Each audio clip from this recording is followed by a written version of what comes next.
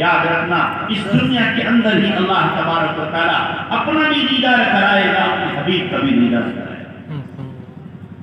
جو آنکھ بے حیا ہو جاتی ہے، یاد رکھنا جو بدنگاہی کرنے والا ہوتا ہے، مرد ہو یا عورت، جوان ہو یا بوڑھا، عبادت کی لذت کا سب اللہ اس سے چھین لیتا ہے۔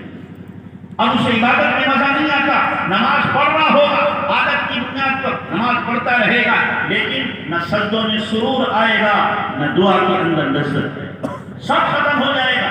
اس لیے اپنی نگاہوں کی حفاظت کرو۔ آپ اب تک بدنگاہی کی ہے، آج طے کرو ہمیں اب کیا کرنا ہے، ان نگاہوں کے پردے کو نیچے جھکا کے رکھنا ہے، آنکھوں کے پردے کو نیچے جھکا کے رکھنا ہے۔